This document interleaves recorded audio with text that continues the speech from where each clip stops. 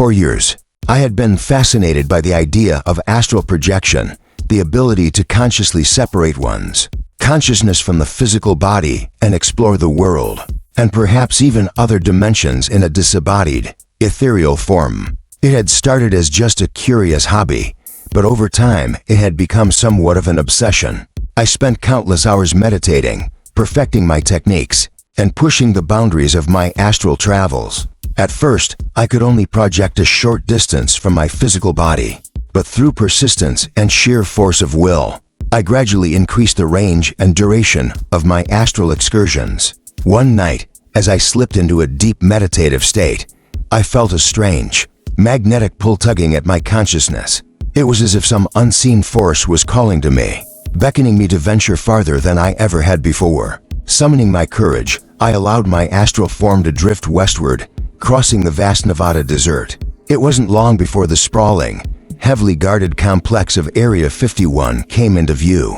I had heard the legends, of course, the stories of extraterrestrial technology, crashed UFOs, and government cover-ups, but to see it all with my own astral eyes was truly mind-bending. I passed effortlessly through the security perimeter, my disembodied form invisible to the armed guards and sophisticated surveillance systems. As I explored the facility, I was struck by the sheer scale and complexity of the technology on display. Strange, alien-looking crafts were carefully studied and maintained by teams of scientists, while ominous containment chambers lined the corridors, their purpose shrouded in mystery. Drawn by a powerful, almost sentient energy, I followed an unseen thread down a long, dimly lit hallway, finally arriving at a heavily reinforced vault door. Extending my astral senses, I could feel an immense power source pulsing from within. Gently, I passed through the door and found myself in a cavernous chamber filled with an otherworldly glow. In the center of the room hovered a massive, saucer-shaped spacecraft, its surface seemingly alive with shifting patterns of light. As I drew closer, I felt a profound psychic connection to the craft, as if it were a living, intelligent being. Mesmerized, I reached out to touch its surface when suddenly, a blinding light flashed, and I found myself snapping back into my physical body, gasping for air. The experience had been both exhilarating and terrifying. I knew I had seen things no human was meant to witness, but the memory of that alien craft and its undeniable sentience would be seared into my mind forever. Shaken but intrigued by the experience, I continued to explore the possibility of astral projection and delving deeper into the mysteries of Area 51. I knew that what I had witnessed was of the utmost importance, but the implications were both thrilling and deeply unsettling. Over the following weeks and months, I made several more astral journeys to the top-secret facility, each time venturing a little deeper, uncovering more tantalizing clues. I observed teams of scientists and military personnel studying the advanced, otherworldly technology, anti-gravity propulsion systems, energy weapons, and artifacts of unknown origin. In one particularly harrowing experience, I stumbled upon a heavily guarded containment area, where I sensed the presence of something ancient and profoundly powerful. As I approached, a wave of psychic energy washed over me, causing my astral form to recoil in terror. I fled the facility, snapping back to my physical body drenched in sweat. The more I learned, the more I became convinced that the government was not only aware of extraterrestrial visitation, but was actively engaged in studying, reverse engineering, and potentially weaponizing alien technology.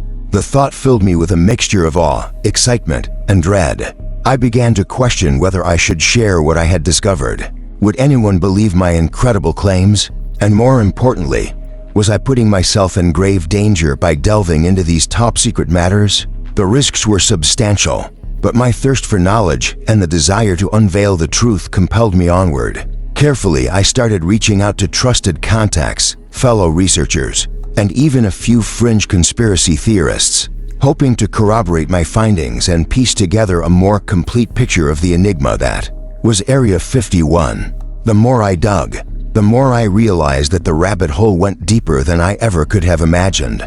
As I continued my astral forays into the facility, I began to sense that I was being watched, that my presence was known. Unseen eyes followed my disembodied form, and I could feel an ominous presence, almost as if the very walls of Area 51 were sentient and aware of my intrusion. The stakes were growing higher with each passing day, but I knew I had to press on. The truth, whatever it may be, had to be revealed. The fate of humanity could be at stake. With a mixture of trepidation and resolve, I prepared myself for my next astral journey, determined to uncover the darkest secrets of Area 51, no matter the cost. Steeling my nerves, I once again slipped into a deep meditative state, allowing my consciousness to detach from my physical form and drift westward towards the ominous sprawl of. As my astral self passed through the heavily guarded perimeter, I could feel a palpable tension in the air, an almost electric sense of anticipation, as if the very facility was aware of my presence. Navigating the maze of buildings and hangars, I made my way towards the vault-like chamber that housed the massive, saucer-shaped spacecraft I had encountered before. The closer I drew, the more intense the psychic energy became, until it felt as if the craft was reaching out to me, beckoning me forward. As I approached the containment area, I suddenly became aware of a sinister presence, a dark, oppressive force that seemed to radiate from the very walls of the chamber. Steeling my nerves, I pressed on, driven by an insatiable curiosity and a desperate need to uncover the truth. Passing through the reinforced door, I found myself once again in the cavernous room, the alien craft hovering silently in the center. But this time, I was not alone. Surrounding the spacecraft were several imposing figures, shrouded in darkness, their features obscured. I sensed an overwhelming malevolence emanating from these beings, and a profound, ancient power that far exceeded anything I had encountered before. They turned towards me, their eyes burning with a chilling, inhuman intelligence. In that moment, I knew that I had ventured too far, that I had stumbled upon something that no mortal was meant to witness. Panic seized me, and I turned to flee, my astral form racing towards the exit.